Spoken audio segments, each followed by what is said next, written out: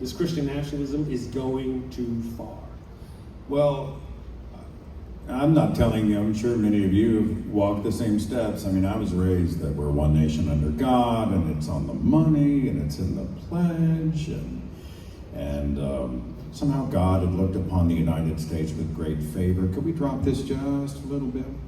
And I don't know, I had a very proprietary view of the United States, and I didn't see anything wrong with it. In fact, I had this almost arrogant view that by being Christian and demanding things to be Christian, that I was kind of doing everybody else a favor. I don't know, you came out of that kind of, like, we are helping people. It's almost like when you go on a missions trip into another culture, and you're like, lucky you, we have arrived to help fix whatever you are doing wrong and to make you think like us, you know. And I didn't realize at the time that proselytization really is colonization, you know.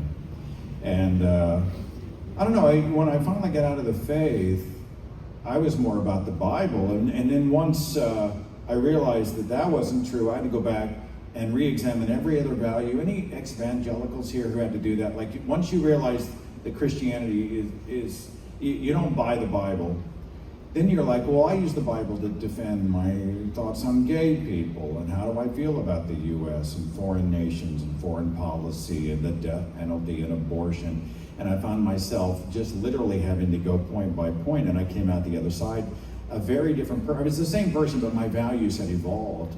And it was then that I realized that, oh, wait a minute, all of this sort of proprietary thinking about the U.S. was just wrong. It was superior, it was small, and I wanted to be not just a citizen of the U.S. I decided it was, you know, we're all the human condition. When you realize we are all Africans, we're all part of the living world. I want to be a citizen of the world. I know I'm babbling, but that's kind of my shtick, you know, that's my thing. So, well, let me ask Miss April, what did you have an aha moment?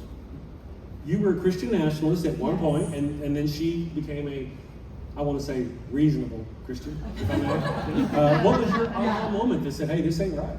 Well, I had several aha moments. I think first point is I never knew I was a Christian nationalist when I was a Christian nationalist, because I thought I was just being a good Christian, like God love people, exceptions apply, and then vote Republican. It's the essentials, but they don't tell you that. So it wasn't until after I had deconstructed for years, and my aha moment when I realized I had been a Christian nationalist, and then started atoning for like my own harm that I had caused, was watching the live news footage on January 6th.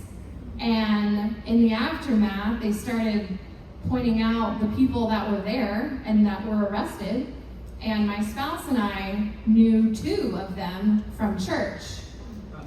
And like not like one of the more infamous ones too. And I kind of had this, oh my gosh, I was a Christian nationalist the whole time.